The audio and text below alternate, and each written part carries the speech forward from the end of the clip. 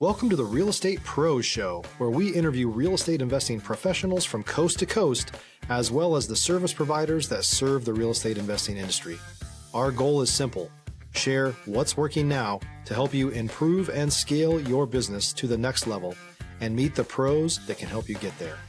Real Estate Pros is powered by Investor Fuel, America's leader in helping real estate investors and professionals build the business you need to live the life you've always dreamed of. Let's start today's show. Property insurance for real estate investors doesn't have to be difficult, but it does need to be there to protect you when you need it. MyInvestorInsurance.com not only provides insurance at 15 to 30% cheaper than traditional agencies, it's built specifically for real estate investors like you.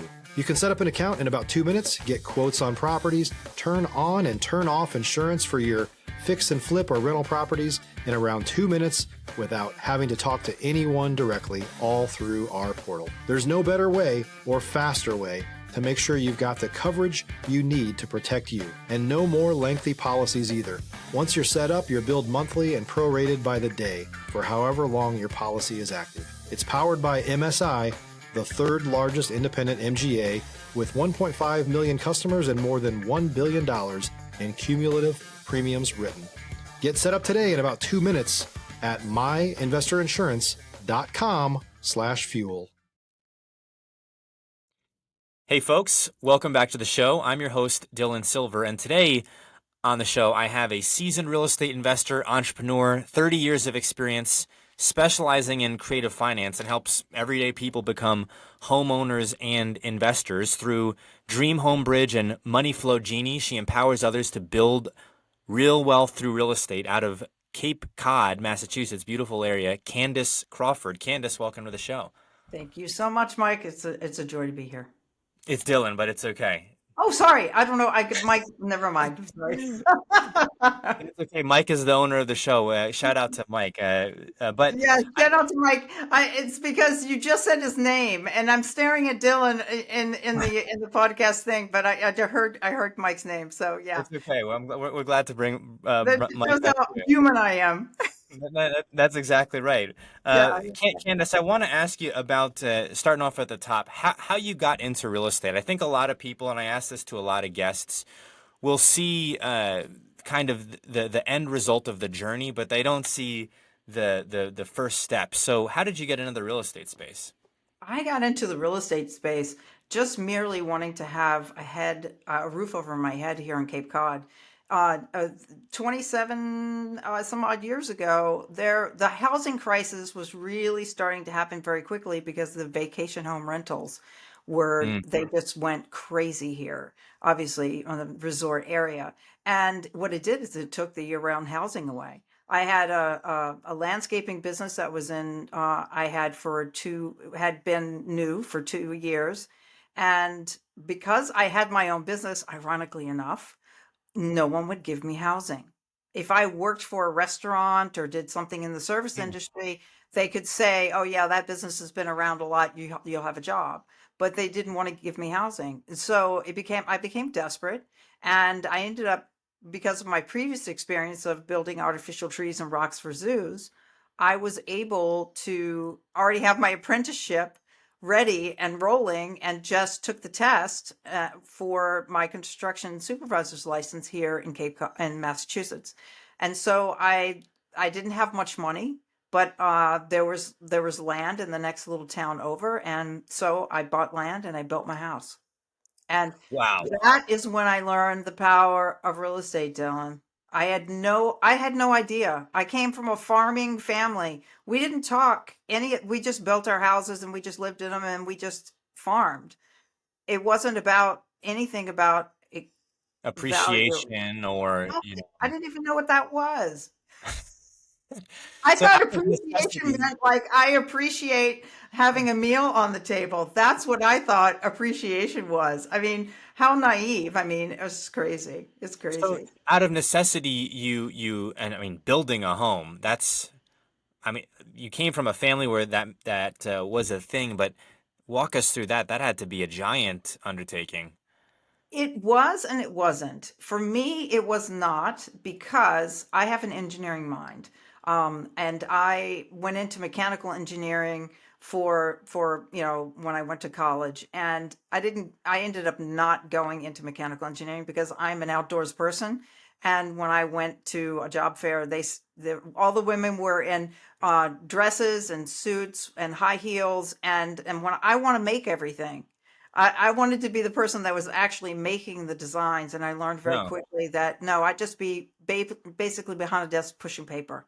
And I was like, that is not me. So I changed my over to art, which went into sculpture.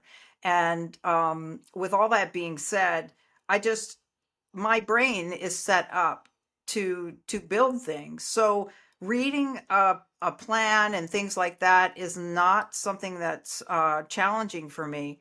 Um, but I would not recommend it for someone that is not doesn't think that way.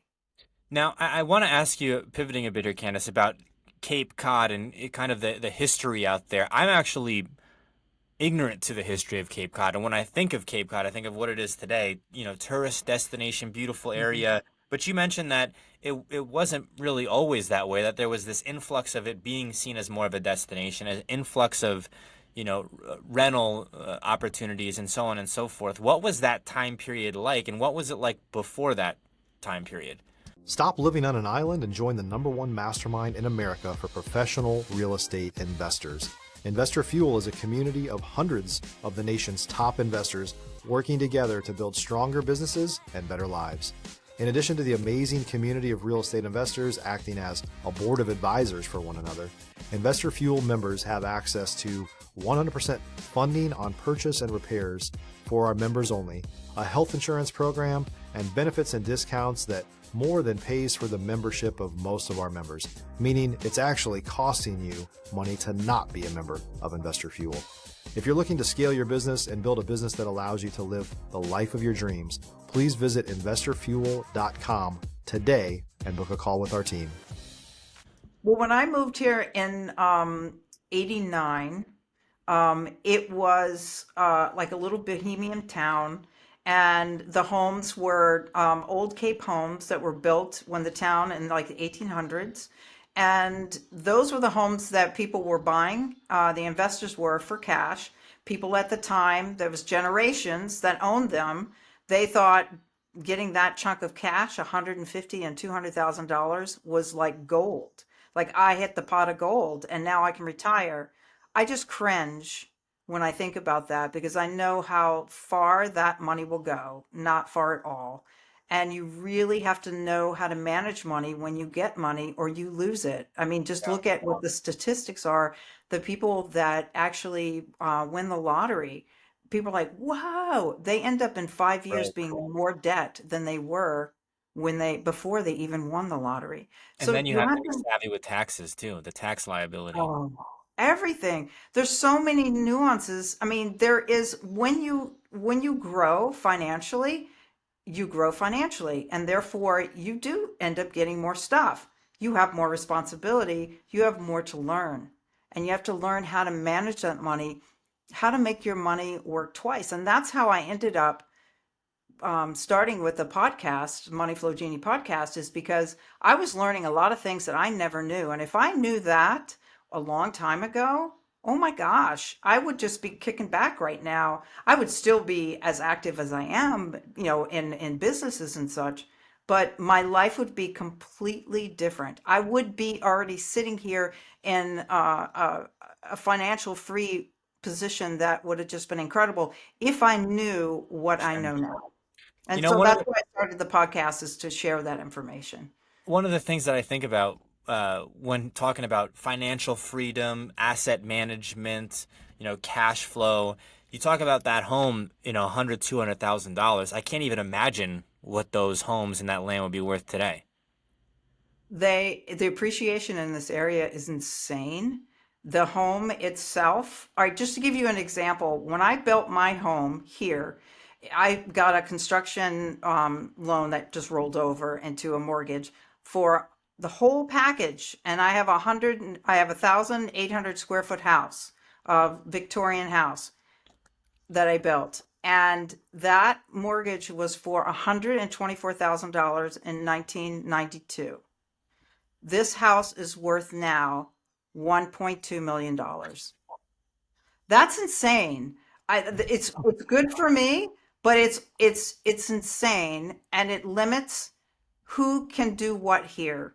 It Yeah, is not a place that a family that wants to buy a starter home, that doesn't happen here. in Cape Now, Cod. I will say this, I was able to acquire, and I want to inspire people with this story because I can say I did it.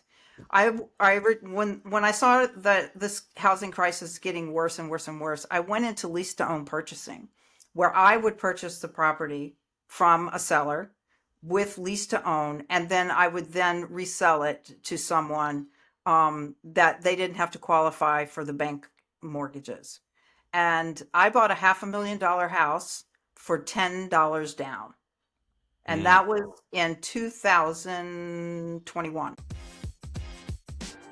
If you're looking for consistent, high-quality leads, look no further than Investor Machine. Investor Machine isn't just another agency, it's the most sophisticated, data-driven lead generation company on the planet for real estate investors, and serves the role of being not just a lead generator for your business, but a marketing partner that is helping you achieve your goals along the way.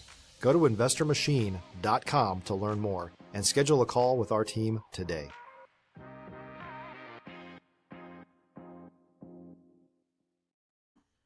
So it can be done. It took me 6 months of calling and talking to people and about 7 to 8 conversations with that particular seller to get that house under contract. Now, the big kicker was, and why did I get that house as opposed to, ironically enough, my mentor that was teaching me was also bidding against me. That was kind of icky. Um, I had a contractor's license and they had some issues with permits. And I was able to use my contractor's license as leverage. And then I was here, and that's why I got that contract. So don't think when you're moving into real estate, look at every asset, everything that you do in your life. If you are a mother, a stay-home mom or stay-home dad, and you have organizational skills, that is huge. People dismiss, oh, I can't do that. There's so many things about everyday life that we can bring into our business, particularly real estate. You know more about real estate than you think you do, because if you rent, you know a lot because you know what you need as a tenant, you know what is required, you know the basics, you know when a landlord is not being a good landlord. You know a lot more than you think you do. It's true. It's true. I mean, I got into real estate out of necessity as well, but because I was renting and seeing the rents go up year over year, I liked where I was living. I figured I'd made it. I tell people living in San Antonio, I think I was paying $1,200 a month, two pools, two gyms. This was recently, 2021 time frame. And I'm saying, hey, this is great. But then I saw it go up by $100 and I saw it go up. And then by the time I left, it was like $1,500 a month. And I'm thinking, well, how much money am I really saving? And then what do I do to buy a house? And I was saying, wow, I got to do all this. I don't know if I'm going to be able to. And ultimately, I said, well, if I can't beat them, join them. And I ended up learning more about real estate and making a career switch. But going back to your point of this massive appreciation, which, by the way, is also inflation. But when you own real estate, it's appreciation. It's our appreciation, right? Same Right. thing happened where I grew up in northern New Jersey. So, I mean, I was talking about this before hopping on here. It's like to get a middle class home in the area that I grew up in, you need a combined household income of close to $220,000 a year. And it's 27 miles from Manhattan, so that's probably one of the reasons why. But I mean, you talk about going from a $200,000 home to a $1.2 million home in Cape Cod. I don't know if it was that much where I grew up, but it's probably similar. And so I want to pivot here, Candice, and ask you about seller financing, because you mentioned you got into that deal through a creative finance structure. But also, I know that you're involved in helping other people get housing through seller financing and creative structures as well.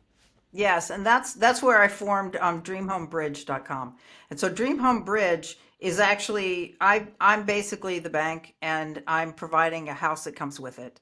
And that's basically what it is.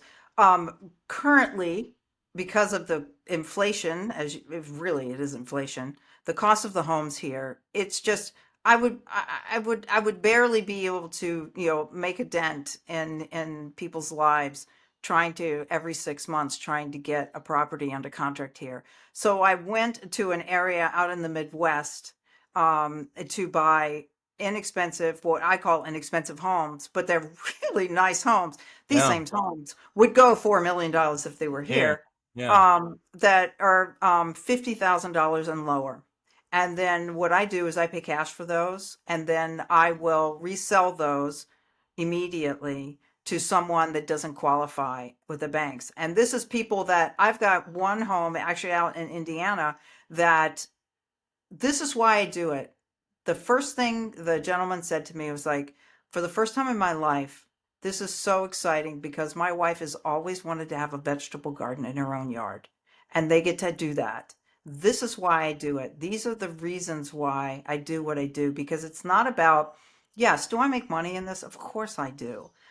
But it's a lot of, I'm helping people that don't necessarily know much about the industry of banking and Yeah. mortgages, the responsibilities that go with homeownership. So not only am I offering opportunities, but I'm helping them along the way. I'm not just saying I'm the bank and then you're on your own. I provide resources with them. I talk to them about what it is. Can they really afford this? Do they really want to take this on, to understand what happens if you own a home and all of a sudden a tree falls on the side of the house? That's not something that you call anyone other than the repair person, or you fix it yourself. If you're a new or newer real estate investor looking to launch or grow your real estate investing business, please check out Investor Fuel Club. It's a coaching community, but unlike anything you've ever seen before. And you can actually partner with members of our mastermind from coast to coast on deals right in your market. There's no better opportunity to build a consistent business than to literally partner with pros to help you avoid costly mistakes, avoid the need for capital to do deals, and help you eliminate your fears as you're starting your business. Learn more about Investor Fuel Club at investorfuel.com/club.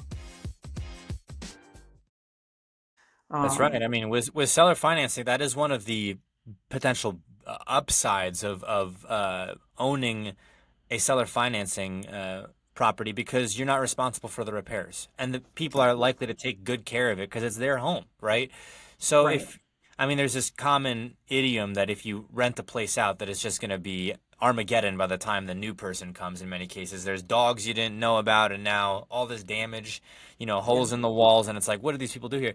But if it's a seller finance situation or a lease to own situation or a lease option situation, right? People see it as, pride in their where they live, right? So they're gonna take good care of it. Now, you mentioned Midwest and buying $50,000 homes. I have some experience with this because I've seen the same thing. Doing real estate investment remotely, what has been your approach? Are you buying in specific areas where you know it well, or where you may have some boots on the ground knowledge of the area, or how are you underwriting these deals?